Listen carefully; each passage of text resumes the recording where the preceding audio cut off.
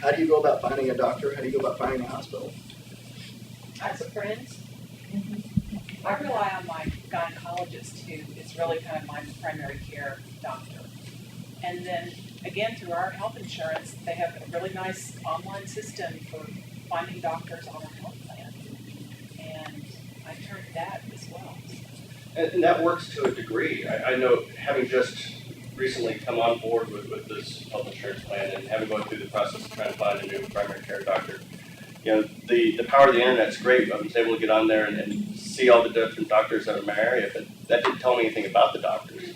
Didn't tell me, you know, if they were any good or not. Yeah, that's why I rely on my gynecologist, because I know, I trust her. I've been going to her for a long time, and through her network, you know, the physician network, docs knowing each other, I trust her recommendations. Sure.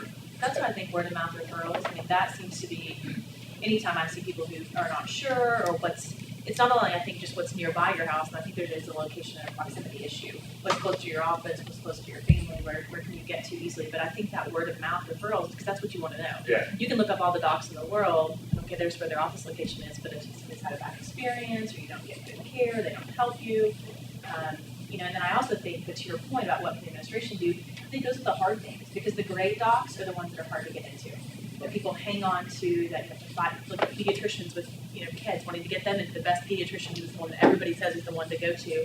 So it's almost like if there was some sort of patient survey piece that got to go along, I mean, you survey everything else, and that was along with the rating, and maybe it was based on just a handful of standardized experiences. Length of waiting time, response time, ability to make an appointment, you know, things that people really care about when you're talking about a time-compressed world. There's some sort of a rating system where you could look and see a standardization that might help people. Yeah, that's exactly what I was thinking. Is, you know, if we could use the power of the internet where you could access that. Because if I moved in from out of town and I didn't have any, you know, personal referrals or relationships that I could say, hey, is this a good doctor or not? How would I know? And then, to take that one step further, how do we take the fact that, you know, all of that, you know, patient feedback is nice for those of us that have the access to get the information through the internet, but how do people that are on, you know, federal plans, how do they gain the same access to the same set of information because they care just about the same things that we do? That's one of the things I was thinking, if you had a rating system, and you have it for everything else, but stuff that would be published in the doctor's office. But there's literature that they can use to promote, people can pick that up to be able to see where their doctor sits in that ranking, or lack thereof. I mean, we kind of have it for everything else, but I don't really know that we have it for the medical system. I mean, they do it on a hospital scale, but not at that individual doctor level. It's things that are pay to play with a magazine or something else. But I think we take for granted that we can look that up and have a choice. When I was at the University of Kentucky, we were under an HMO. Now, it was great because the costs for us were low, but there was basically, I had one of two choices of endocrinologists. So it was like A or B. And if I couldn't see him, like I had to make my appointments 3 months in advance, if I couldn't see him on February 21st at 9:30 a.m., that was it for me. And so I think there's got to be something too where, I mean, rating is great for those of us who have a choice, but many people, and the University of Kentucky serves 63 counties, and it was kind of the payer of last resort. So it was quite different approach than those of us who do have a choice. And so how I chose that doctor was simply one of two. I liked Dr. Smith better than Dr. Jones, so. Well, and I mean, there definitely is an issue with access, as has been discussed. But from the perspective of, let's say, those of us who are on a health insurance plan, what type of tool would be best or would be easiest to provide us with information on the doctors that are available to us? I guess, can we say that it would be helpful to have that kind of resource? But what would be the best way for that to be provided? Are you thinking maybe through a website or through printed documents or signs posted up in doctors' offices? And I think that's one of the things that the transition team is trying to get to is, what sources of information are you using right now to find stuff, for lack of a better term, about your providers or about potential providers, and what's missing? What would you like to see? I think something like Rebecca was saying is that we keep on talking about the internet, and we are very, very fortunate people sitting in this room, and those people that don't have the primary care physician and that, you know, are afraid and don't go to the doctor and don't take care of their health and don't do any preventative measures. And so how do they get access to information? Is it, you know, in their church? Is it, you know, where it needs to be printed? It needs to be, you know, I mean, we have how do they know about our health line? You know, we have our health line where people go that have no idea where to turn.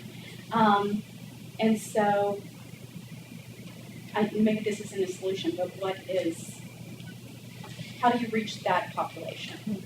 I think that's a great point, and I think there's a lot of systems in place already that do that type of work. I come from the field of aging, and we would often refer the seniors or their caregivers who would call saying, I need to find a Spanish-speaking doctor for my mother or my mother-in-law to, 211, the United Way, either phone line or website.